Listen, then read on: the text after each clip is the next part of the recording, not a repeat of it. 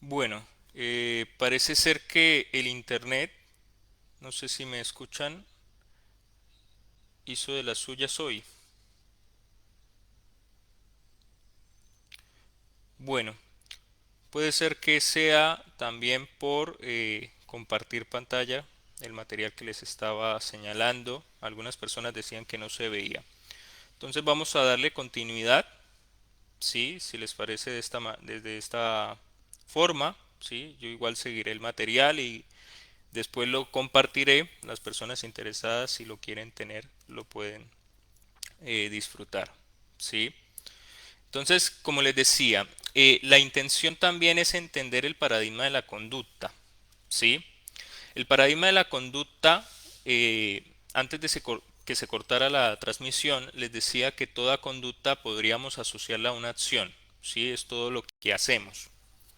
En ese sentido, podríamos hablar de verbos, pero para poder entender la conducta habría que entender que hay algo que controla la conducta, que puede hacer que se aumente o se disminuya, ¿sí? En ese sentido, del aumento o la disminución de una conducta, nos hablan los principios básicos de la conducta, que es parte de las teorías de aprendizaje. Entonces, ¿qué tenemos? Tenemos que dentro de una conducta pueden haber lo que llamaríamos antecedentes, ¿sí?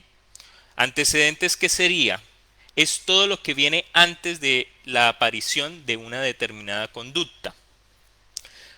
Podrían ser también tomados como los disparadores o los discriminativos presentes para que dicha conducta aparezca. Ejemplos que yo les podría dar ahora de lo que se conocería como antecedentes, ¿sí? Serían estímulos interoceptivos, todo lo que tiene que ver con sensaciones corporales, las emociones, incluso podríamos hablar de los pensamientos, ¿sí? Antecedentes, un ejemplo de ellos también podrían ser todo lo que tiene que ver con las reglas verbales, ¿no? Fíjense que estamos en un mundo que es un mundo de lenguaje, ¿sí?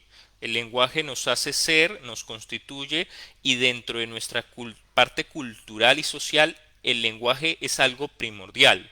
Por lo tanto, las reglas verbales también estarían o podrían estar como antecedentes de una conducta. Por ejemplo, si soy, si me va mal en la escuela, entonces soy, ¿cierto? Puntos suspensivos. Si no salgo a trabajar y tengo hijos o responsabilidades, entonces soy, o sea, las reglas verbales siempre se demuestran culturalmente de esta forma. También responden a la historia individual de cada persona, ¿no? O sea, hay que tener en cuenta también como antecedente que todas las reglas hacen parte de nuestra historia de aprendizaje. Otros estímulos que podrían catalogarse como antecedentes podrían ser situaciones externas o memorias previas de la persona. Ahora bien, si hablamos de que hay un antecedente, una conducta, también hay un consecuente o consecuencias. ¿Qué sería esto? Casi siempre nosotros cuando vamos o ejecutamos X conducta, la pregunta es que podríamos hacernos es ¿por qué lo hacemos? ¿No? ¿Por qué las personas se comportan como se comportan? ¿Por qué haces lo que haces? ¿Cierto? Y podríamos decir casi siempre que es, para que se pueda entender esto, para obtener algo. ¿Sí?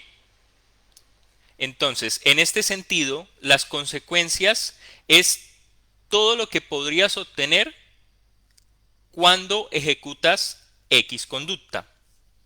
Si hablamos de que lo que obtienes es de forma inmediata, ¿cierto? Es decir, yo ejecuto X conducta y obtengo algo, si yo le digo a mi pareja te amo, la conducta de decirle te amo, muy seguramente en mí, esa conducta de decirle te amo aumenta, la digo con frecuencia porque ella cada vez que yo lo hago me responde yo a ti también. O sea, el que ella me responda a mí sería lo que yo tengo cuando le digo te amo, ¿no? Entonces, en las consecuencias de una conducta siempre estarían todos aquellos eventos, conductas o acciones de terceros que se obtienen cuando aparece X conducta, ¿sí? Es decir, cuando la persona hace determinada acción. Ahora, si la conducta se repite en el tiempo, ¿cierto? Podríamos decir que ha aumentado su probabilidad de ocurrencia. Si ha aumentado la probabilidad de ocurrencia, ¿cierto? De esa X conducta, significa que lo que le siguió, lo que se obtuvo con haber hecho X conducta, la reforzó.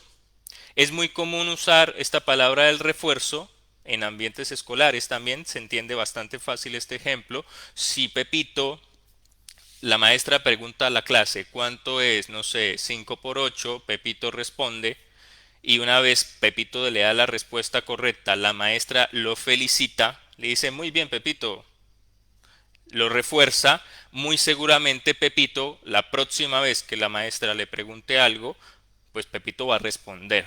¿Sí? La conducta de responder de Pepito se vio reforzada por el elogio que le dio la maestra. ¿Sí? En este sentido, podríamos decir que nosotros cuando actuamos, ¿no es cierto? Cuando nosotros actuamos,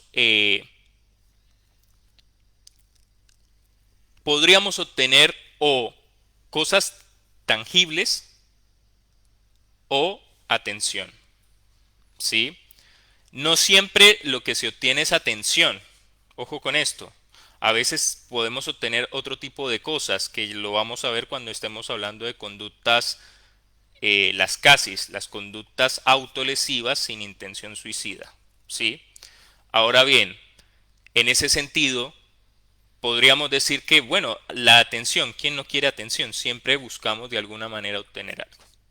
Bueno, esto es como un paradigma en cuanto a los principios del aprendizaje, ¿no? Y por eso sé que el anterior se cortó, pero lo que quería demostrar antes que nada para iniciar y darle continuidad a la exposición de hoy es que toda conducta tiene un antecedente y un consecuente. Generalmente también dentro de ese consecuente a veces las conductas las ejecutamos porque queremos obtener no atención ni algo tangible, apetitivo, sino más bien escapar o evitar una situación. ¿Sí? Es decir, a veces nuestra conducta también está gobernada por lo que intentamos evitar o por lo que intentamos escapar. ¿Sí? Es algo que es necesario también esclarecer. Por lo tanto, existen conductas que podrían estar sostenidas en el tiempo, es decir, la persona va a hacer este tipo de conductas porque su función es de evitación o de escape. ¿Sí? Perfecto, entonces avanzamos. Un ejemplo práctico que quisiera mostrarles, bueno, si tuviera las filminas, si el internet hubiese ayudado hoy, estaría perfecto, pero bueno, eres el siguiente. Les voy a decir una serie de conductas, ¿sí? Para que quede un poco más claro. Por ejemplo, las conductas de mentir, llorar, quejarse, salir de la situación, encerrarse en la habitación, ¿sí? Fíjense que nombré distintas conductas. Digamos que Pepito o Pepita es la persona que ejecuta estas conductas. Mentir, llorar, quejarse, salir de la situación, encerrarse en el cuarto. Son diferentes conductas. Si todas las observamos, son diferentes, ¿sí? Cada vez que Pepita hace estas acciones, hace estas conductas, en el contexto lo que pasa es que los otros, los que están ahí a su alrededor, se van de su lado o los otros se quedan callados. ¿Sí? Esas son las consecuencias o lo que le sigue. Entiéndase las consecuencias como lo que sigue después de aplicar de hacer determinada conducta. Entonces, si Pepita es una persona que no quiere que los otros estén a su lado, ¿no? O evitar su presencia o evitar que estén ahí, podríamos decir que todas estas conductas responden a una misma función, que es una función de escape, ¿no? Entonces, un grupo de conductas puede tener una clase funcional o una misma función, ¿sí? Esto que les estoy tratando de explicar ahora se va a entender con más claridad cuando entremos de lleno al papel que tienen las conductas autolesivas, ¿sí? Que es algo que en población adolescente está presente, ¿sí? Permítame un minuto.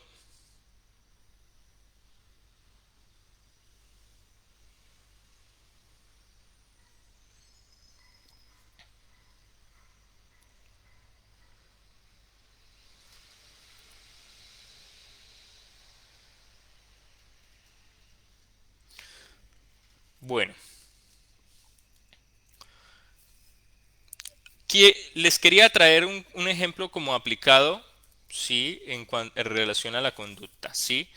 Vamos a colocar por nombre Pepita, si me lo permiten. Entonces les voy a leer esta pequeña viñeta. Es un ejemplo un poco simple, pero bueno, sepan disculpar y la intención es poder aplicar lo que recién les expliqué.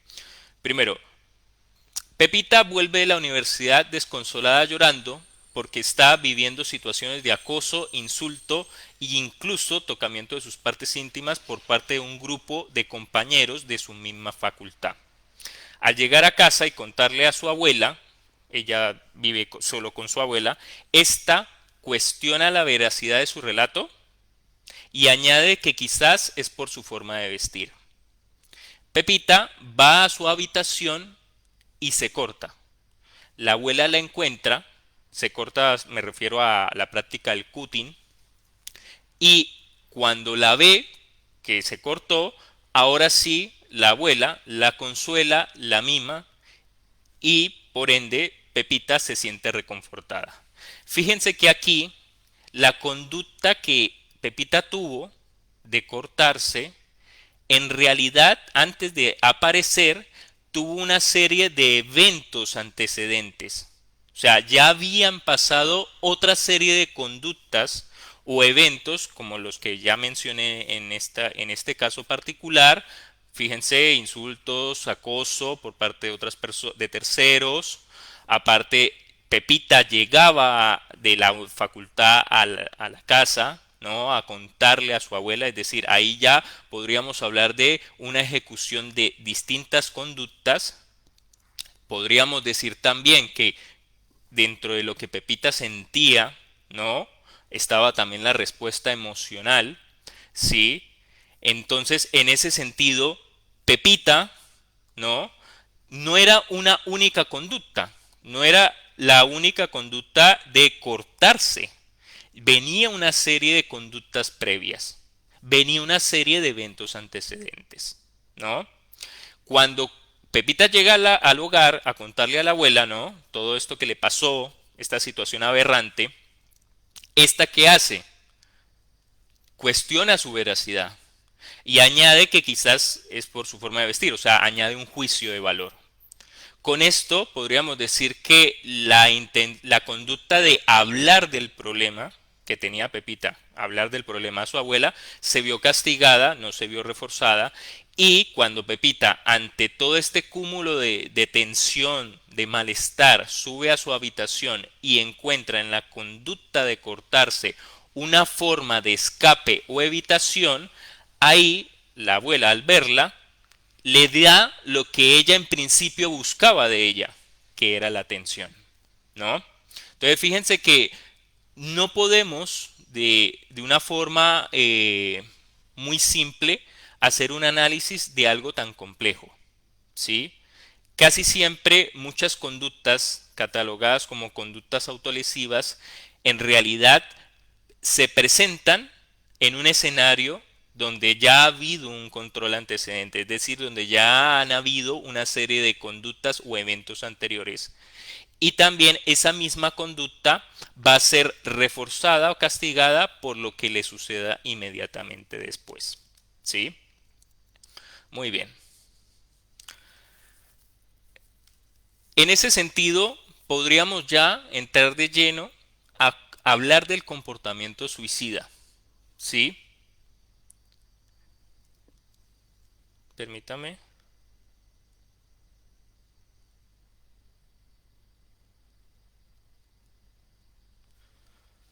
El comportamiento suicida, para poder dar cuenta de él en los conceptos, ¿no?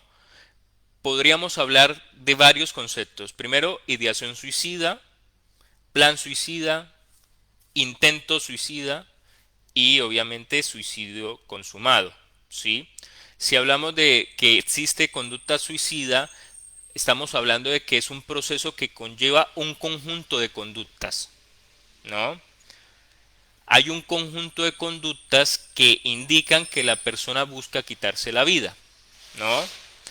Pueden establecerse en varias etapas. Fíjense que cuando hablamos de ideación suicida, estamos hablando de una conducta que podrían, algunos teóricos la tipifican como una conducta pasiva, es decir, la persona está teniendo ideas, está contemplando, ¿no? Eh, ejecutar una conducta que atenta contra su vida, ¿sí? Planificación y preparación son conductas que tienen que ver con la ejecución, el plan, ¿no? El cómo hacerlo, ¿sí? Por eso cuando yo les mostraba, no sé si se alcanzó a ver la filmina de los distintos métodos usados, ¿no? Les decía, los plaguicidas, el ahorcamiento, las armas de fuego suelen ser los métodos más utilizados, ¿no? Clínicamente, cuando se valora a una persona que está en riesgo de conducta suicida, lo primero que se hace o una de las primeras cosas que debe hacer el clínico es evaluar qué método, si ya pensó en un método, si dentro del plan está el método y cuál sería, ¿sí?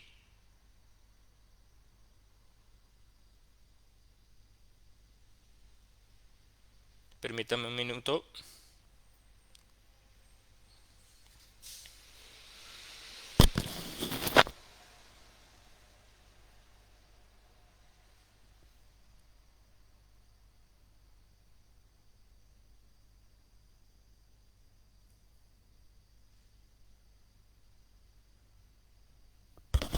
Un minuto, por favor.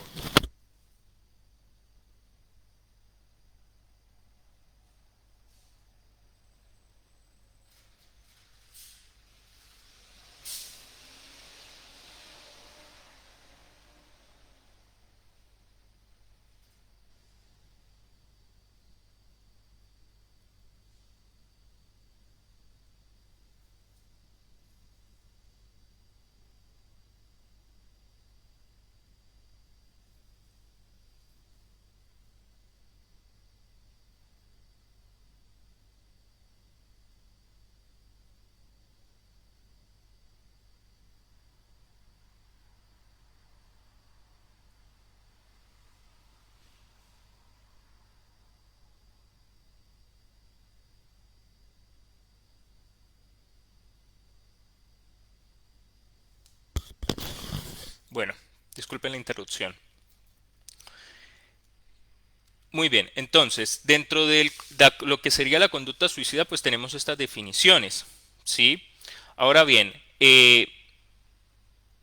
quisiera pasar ahora a lo que sería la explicación de las conductas autolesivas. Eh, Dentro de las conductas autolesivas existe una categoría, una categorización que es las conductas autolesivas sin intencionalidad suicida. Primero que nada, quiero transmitirles que siempre que hay una sospecha, ¿no? Que ya vamos a ver más adelante cuáles serían aquellos indicadores o señales de alarma que hay que tener presente, siempre que tengamos una sospecha, eh, es necesario saber que esto es un tratamiento que se debe hacer desde la parte clínica, ¿sí? Si hay una sospecha, debemos inmediatamente remitir a acudir a ayuda profesional, ¿no? En este sentido, si hablamos de la presencia de conductas autolesivas sin intencionalidad suicida, estaríamos hablando de todas aquellas conductas deliberadas, intencionadas, ¿no? Pero que cuando se abordan, se aborda a la persona, se encuentra que no tenían como finalidad una intencionalidad suicida, ¿sí? ¿Qué tipo de conductas autolesivas sin intencionalidad suicida podríamos nombrar? Todo lo que tiene que ver con cortes, quemaduras, rascados, autogolpes, heridas superficiales, mutilaciones severas, permanentes, ¿no? Ahora, a saber, y es un dato muy importante, que lo que sería la conducta suicida sin intencionalidad suicida, que las vamos a llamar de ahora en adelante las CASIS, ¿no? Conducta autolesiva sin intencionalidad suicida, pueden estar asociadas a pensamientos y conductas suicidas.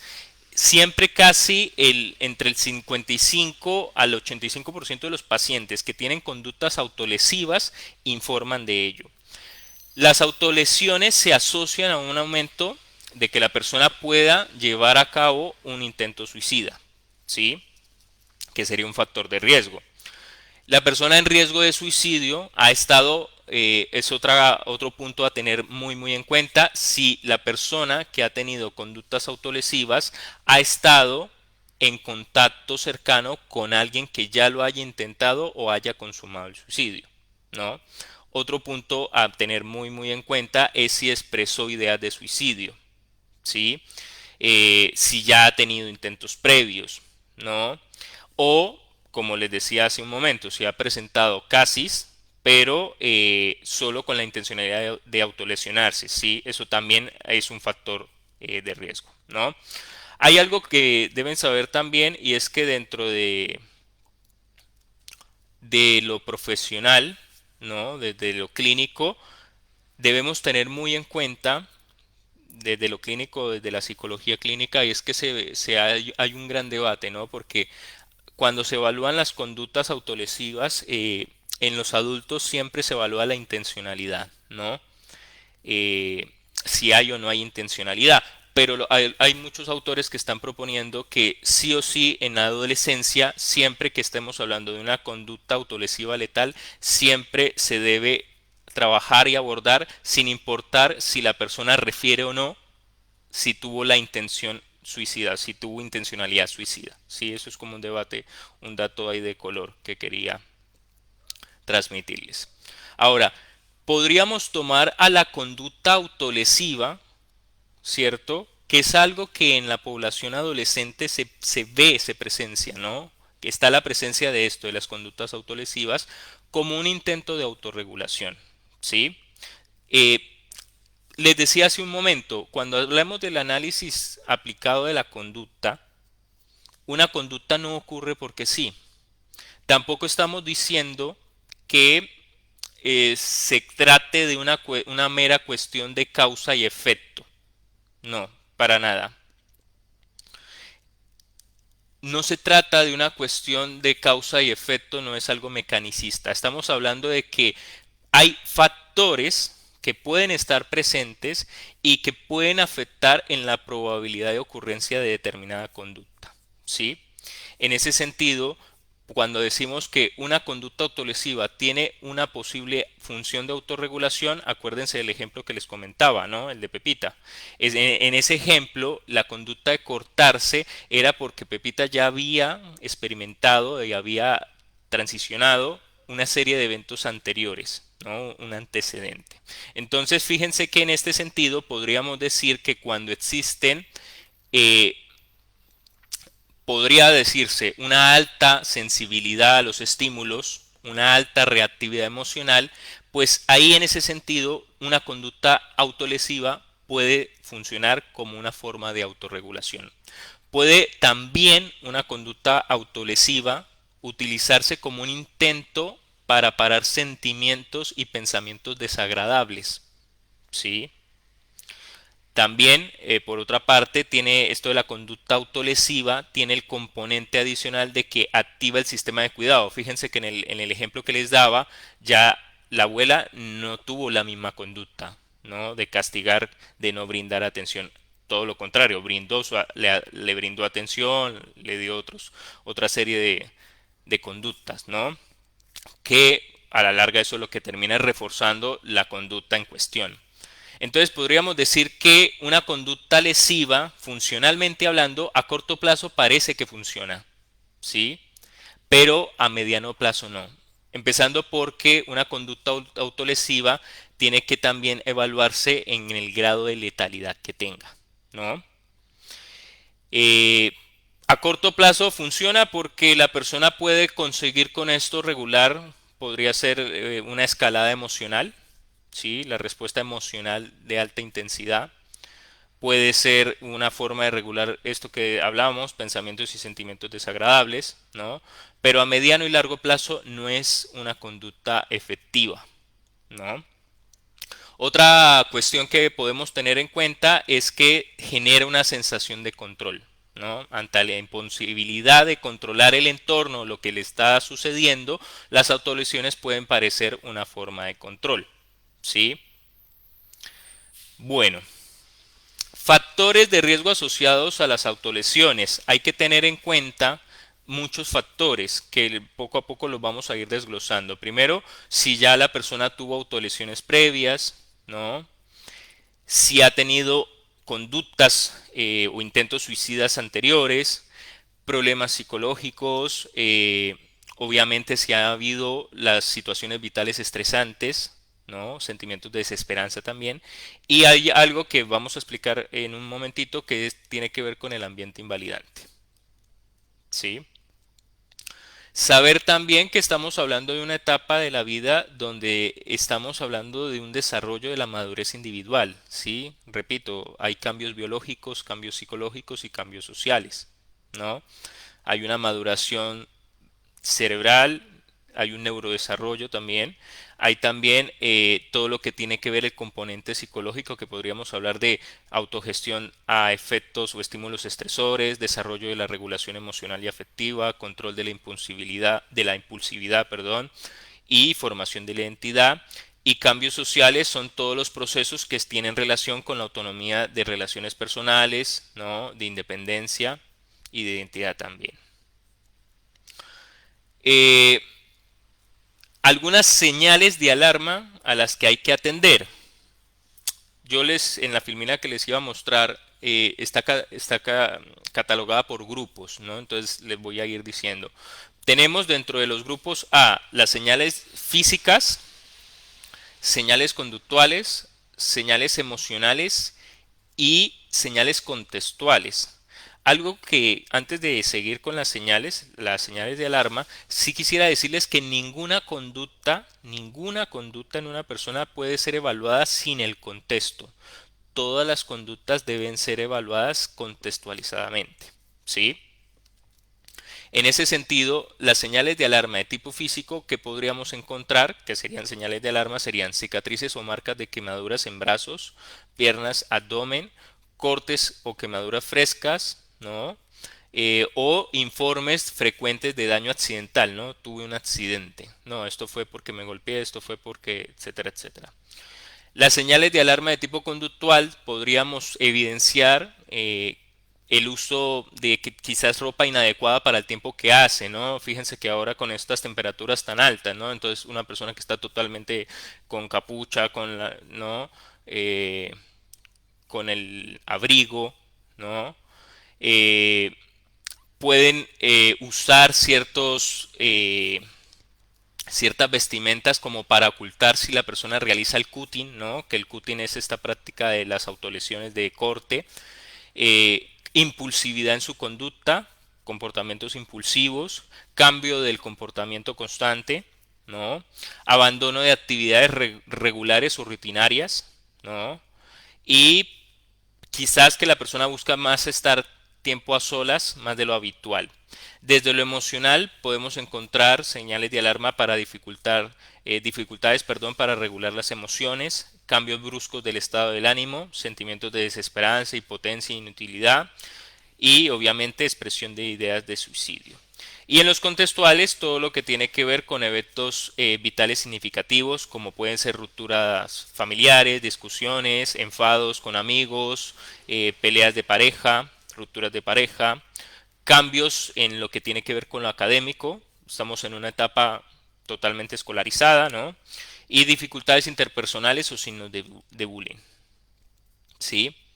Algunos indicadores a los que ya mencionamos de las señales de alarma serían hablar de de la persona expresa, ¿no? Verbalmente que es una carga, severa desesperanza o pesimismo, ¿cierto? Anedonia, que es esta dificultad para sentir placer en actividades que son placenteras o que solían ser placenteras. Ansiedad, alucinaciones que indican quitarse la vida, soledad, aislamiento, miedo al futuro, aumento o uso excesivo de ciertas sustancias, ¿sí? Como lo pueden ser el alcohol, que fíjense que el alcohol pues es una sustancia legal, pero suele haber aumento de ciertas sustancias o drogas también psicoactivas. Preocupación anticipada por pérdidas futuras y preocupación para ocultarse o dejar de, podría decirse, de figurar o quizás con una desvanecerse de sí o desaparecer de sí, que sería esa expresión para decir no quiero seguir viviendo, ¿no? Muy bien. Eh, por otra parte, ¿qué tenemos que tener muy en cuenta? Ya vimos las señales y los signos de alarma, pero también nosotros, no sé si se acuerdan, les mencionaba lo del ambiente invalidante, ¿no? Como factores disposicionales. Hay dentro de las teorías psicológicas basadas en evidencia, hay unas que son bastante interesantes y llaman la atención porque cuando hablamos de conductas autolesivas, ¿cierto?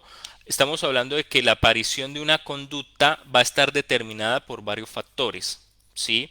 Entre esos factores vamos a decir que va a estar todo lo que tiene que ver con el organismo, es decir, su parte biológica, su parte bioquímica, ¿no? Pero también por otra parte va a estar el ambiente, ¿sí? Y dentro del ambiente van a estar todos los factores que tienen que ver con la historia de aprendizaje, con los eventos que vive esa persona, ¿no? Y algunas, o algunas no, me corrijo, todas las participaciones o conductas de terceros, ¿no? Entonces, cuando hablamos de un ambiente invalidante, nos estamos refiriendo a que la persona en cuestión, en este caso estamos hablando de la adolescencia, ¿no? Vive en un contexto el cual genera respuestas inapropiadas a las experiencias internas de la persona, ¿no? Entonces, un ambiente invalidante, ¿qué características tendría? ¿No? Es un ambiente que constantemente va a estar generando juicios de valor, ¿no? Generando lo que se conoce como la autoinvalidación también, porque la persona que si estoy en un contexto familiar donde la familia, en el caso que les decía, ¿no? Pepita llega y la abuela no solamente no le cree, ¿sí? Desestima la información que ella le contaba, sino que aparte dice, seguramente es por tu forma de vestir, ahí ya está generando una invalidación que la persona quizás con el tiempo, por esto de las reglas verbales culturales, puede decir, sí, seguramente yo me lo busqué. Entonces también puede generar un proceso de autoinvalidación. Eh, el ambiente invalidante hace que se castiguen ciertas conductas que la persona puede mostrar como conductas de resolución, ¿no? De resolución de problemas o afrontativas. En este caso, por ejemplo, que Pepita haya llegado a la casa, ¿no? Y haya querido comunicar toda la situación aberrante que le tocó vivir, ahí estaba haciendo la ejecución de una conducta que en este caso debió haber sido reforzada, pero que según el ejemplo que vimos no lo fue, ¿sí? Entonces, un ambiente invalidante es un ambiente en el cual se responde con alto nivel de activación negativa a lo que serían las fallas y los fracasos, ¿no? Sostiene estándares perfeccionistas, ¿sí? Mucho se habla en lo cotidiano, ¿no? Por ejemplo, los hombres no lloran, las niñas hacen esto, los chicos hacen esto. Estos son ejemplos cotidianos que vemos en tanto, ¿no? Que están como una parte de ambientes que son bastante invalidantes, ¿no? En ese sentido, son características del ambiente invalidante. Ahora, un ambiente invalidante no enseña conductas adaptativas, todo lo contrario. Un ambiente invalidante enseña conductas que pueden generar, en esto del análisis conductual que les explicaba hace un momento, el hecho de que puedan ocurrir otras conductas que tipificaremos como conductas problema, ¿sí? Ahora bien, muchas veces hablamos de ambientes invalidantes como en la familia, pero el ambiente invalidante también podría estar dentro de la escuela, con los docentes, con tutores, ¿no? El ambiente invalidante también podría estar dentro de lo social, el mismo grupo de amistades, el mismo grupo, el mismo círculo social podría estar desempeñando esta función de el ambiente invalidante, ¿no? Eh, este rechazo, sobresimplificar, ¿no? Es otra característica del ambiente invalidante, sobresimplificar los problemas y las dificultades que pueden tener las otras personas, ¿no? Bueno, muy bien. Avanzando un poco más, parte de esta teoría también ayuda mucho a entender que cada persona, o sea, no todos respondemos de una misma manera a un mismo evento, ¿sí? No todos respondemos a un mismo evento. Y suele pasar que situaciones que se suelen considerar, ¿no?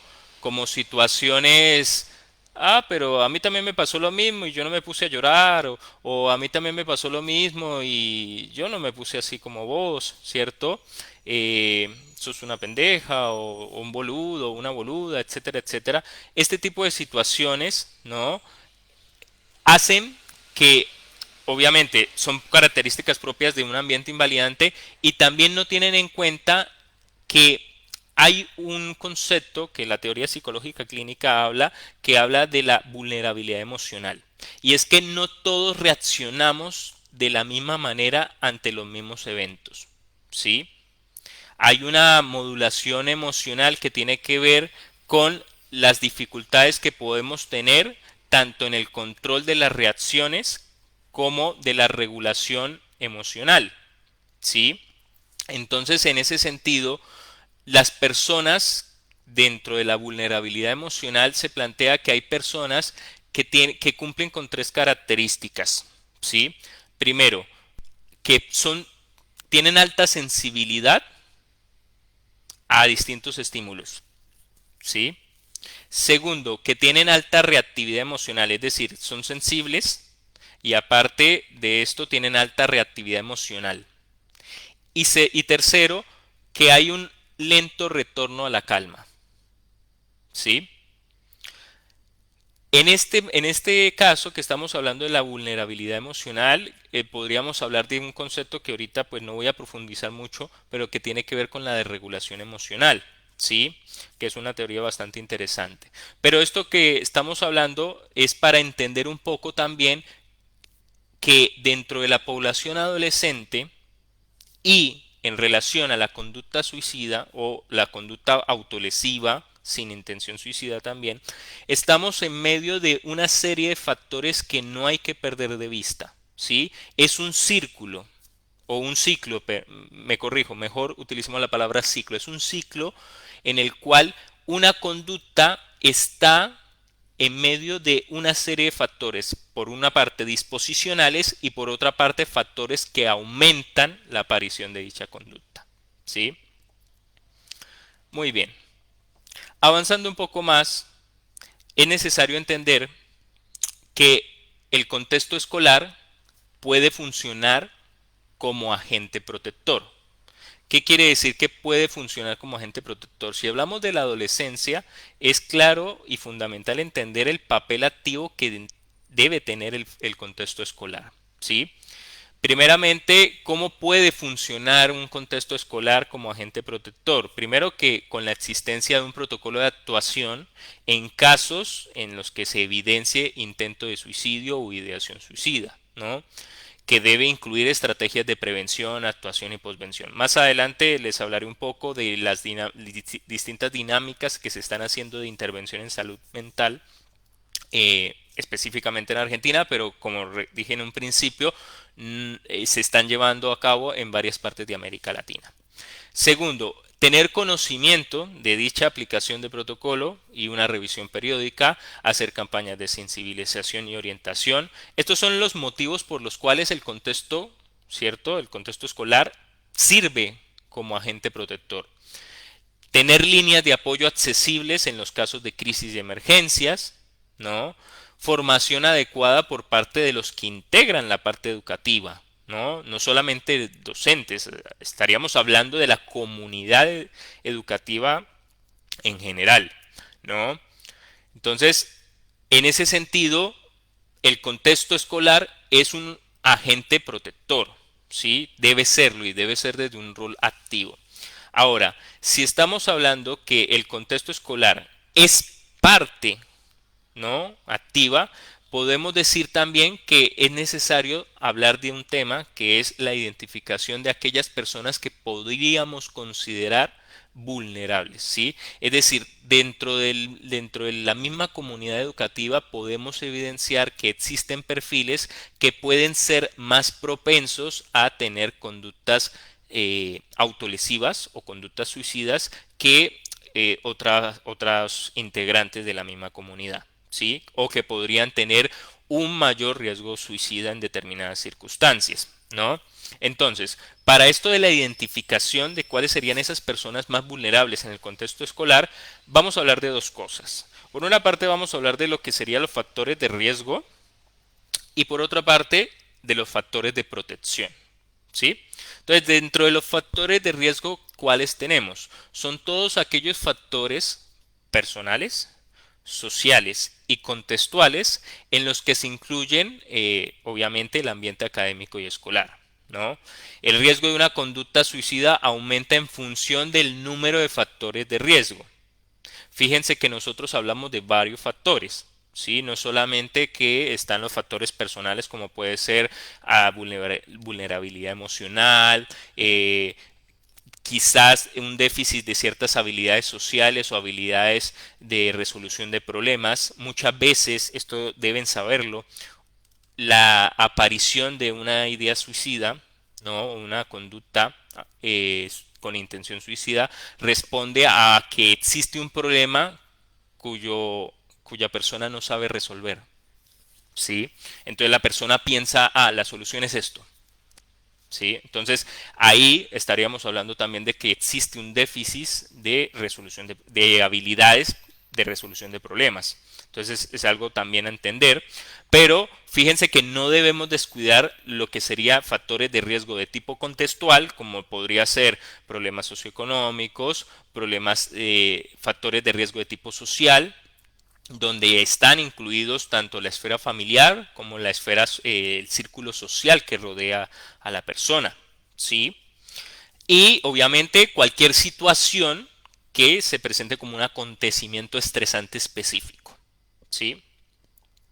Factores de protección. ¿Qué serían? Serían todos aquellos en los cuales las personas tienen las habilidades o las herramientas necesarias, ¿no? Para poder hacer afrontamiento a los distintos acontecimientos de tipo estresante, ¿no? Aquí ya estaríamos hablando no de un ambiente invalidante, sino de un ambiente validante.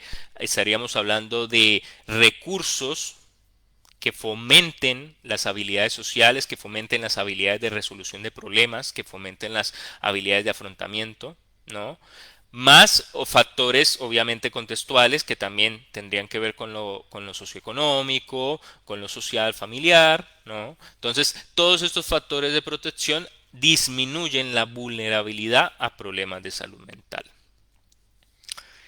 ¿Qué podemos tomar, sí, para identificar dentro del contexto escolar personas que puedan ser vulnerables?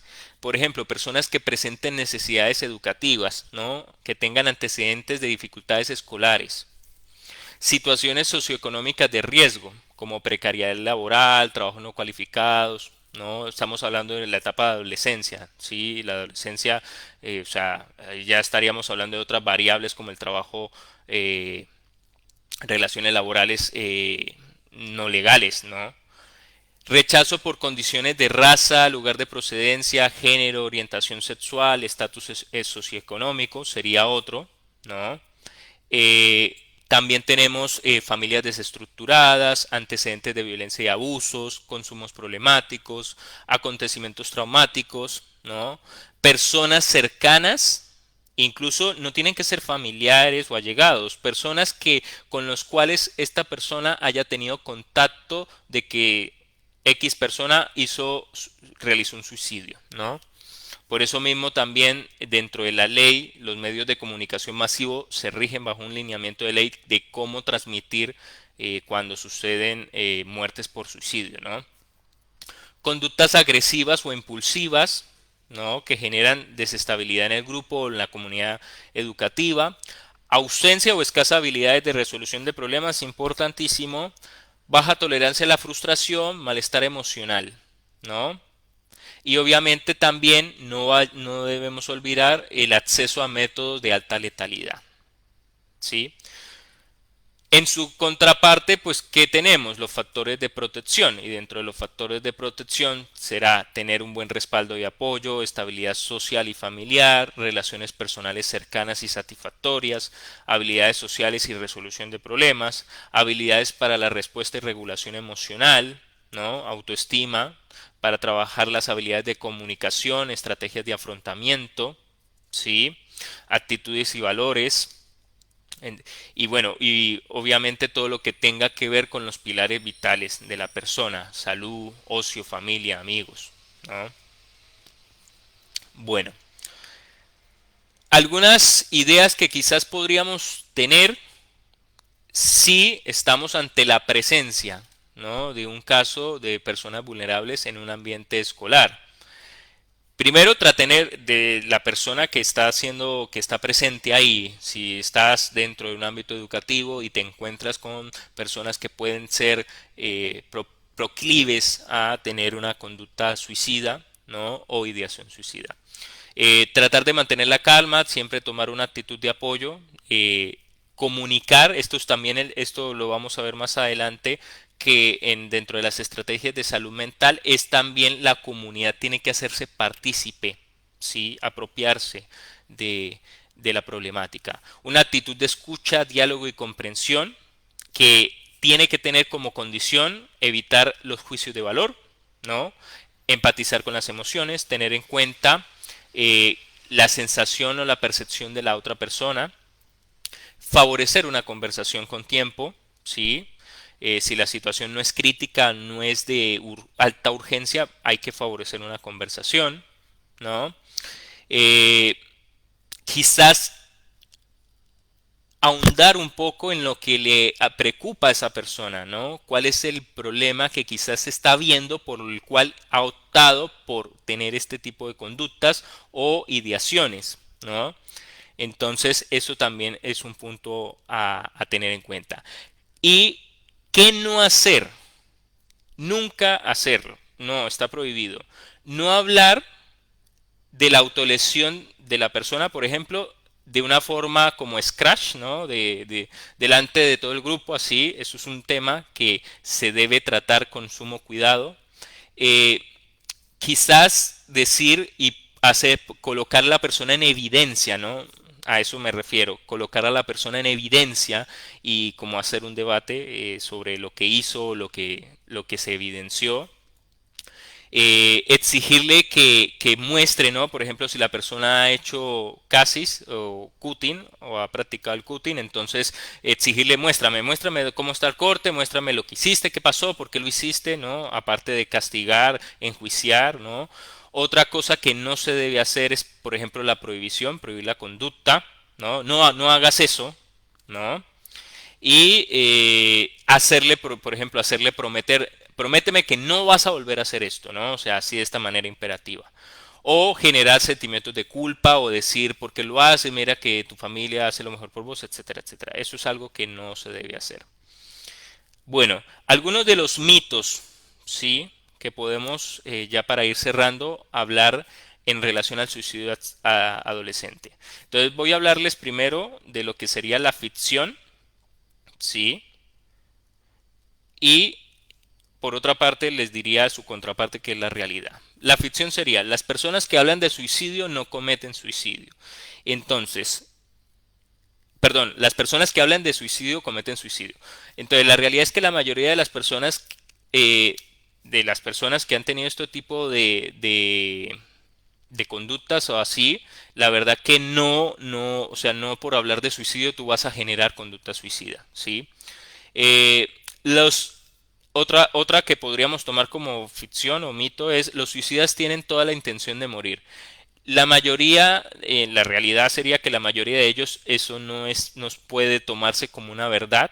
Esto de, recuerden lo que hablábamos, ¿no? Muchas personas es por la presencia incluso de déficit de habilidades de resolución de problemas y encuentran que ante un problema, pues para esa persona esa sería la solución. Otra ficción, otro mito sería el suicidio sucede sin advertencias y la realidad es que las personas suicidas a menudo dan amplias indicaciones.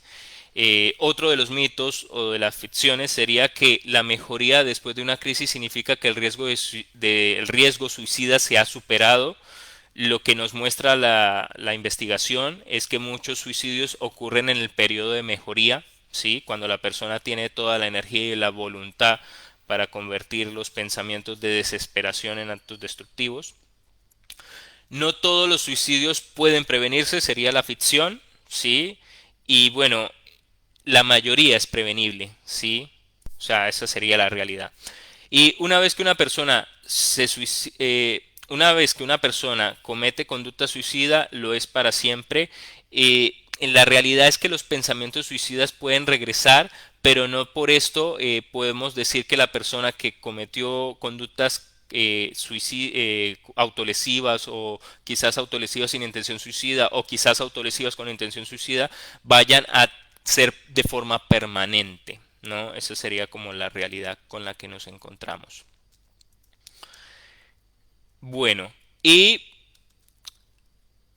ya para ir acotando un poquitico más, ¿no? Vamos a hablar un poquito de lo que sería algunas experiencias preventivas que se han hecho por parte de organizaciones gubernamentales y no gubernamentales, ¿sí? En ese sentido, podemos tener que, les voy a narrar, les voy a contar un poquitico, sí, repito que si alguien necesita este material lo voy a compartir, no hay ningún problema, pero bueno, son varias experiencias que se han realizado a lo largo del territorio nacional. Entonces, les voy a compartir algunas, ¿sí? Y no son las únicas. Repito que en toda América Latina se han llevado distintas experiencias, ¿sí? Entonces, uno de ellos se llamó el programa de adolescentes negociadores, ¿no? Se realizó en la localidad de Las Heras, donde el suicidio adolescente tenía una tasa bastante alarmante, ¿no? Entonces, en el año 2001 se capacitaron 7 escuelas, ¿no? Donde se graduaron aproximadamente 600 adolescentes y jóvenes. Con este programa también se buscaba, era un proceso de difusión voz a voz, ¿no? Entre las adolescentes que habían sido formados, pues iban a continuar como voceros, ¿sí? Por otra parte, el objetivo consistió también en formar a todo el plantel, ¿no? Todo el plantel fue formado en todo lo que tiene que ver con el acto impulsivo de la violencia, la actividad del pensamiento, ser capaz de convivir con lo diferente, ¿no? La tolerancia, el respeto, la equidad, el trabajo en equipo y lo que sería este programa de adolescentes negociadores tuvo muy en cuenta el fortalecimiento de habilidades de resolución de problemas. ¿Sí? Eso es un ejemplo. El siguiente se llama el Proyecto El Camino. Se hizo en una localidad, Fiambalá, en Catamarca. Es un trabajo de formación de líderes que se realiza desde el 2013, ¿no? En su momento se conformó con 120 adolescentes posicionados como referentes comunitarios. O sea, ahí se creó esta figura del referente comunitario con el programa de prevención, atención y posvención del suicidio, ¿no? Posvención sería, ya saben que intervención, posvención sería lo que qué hacer después. Y cuyo componente principal fue la capacitación y la intervención comunitaria, ¿sí? Este programa se ha implementado en otras provincias, ¿sí? Es un proyecto líder y lo que busca es esto, como ir socializando más. Hay una cuestión y es que dentro de la evaluación de la conducta suicida en población adolescente existen ciertos cuestionarios que se realizan, ¿no? Por parte de los profesionales que son un poco debatibles por las variables que preguntan. Sí, se los comento a grandes rasgos, no es necesario profundizar mucho en ellos, pero tienen cierto debate de si deben seguir siendo utilizados o no. Eh, y tenemos también el proyecto que se realizó, que se llamó la Fundación Manos Unidas por la Paz, en la localidad de San Miguel de la provincia de Buenos Aires, ¿sí? Que en principio esta iniciativa fue convocada por Facebook, por este medio, ¿no? En el cual pues se titulaba, ¿no?, esta iniciativa como ayuda a un amigo que lo necesita. Entonces, el trabajo de este proyecto enfatizaba a las TICs, ¿no?, las redes sociales que son muy usadas, bajo esta premisa de ayuda a un amigo que lo necesita.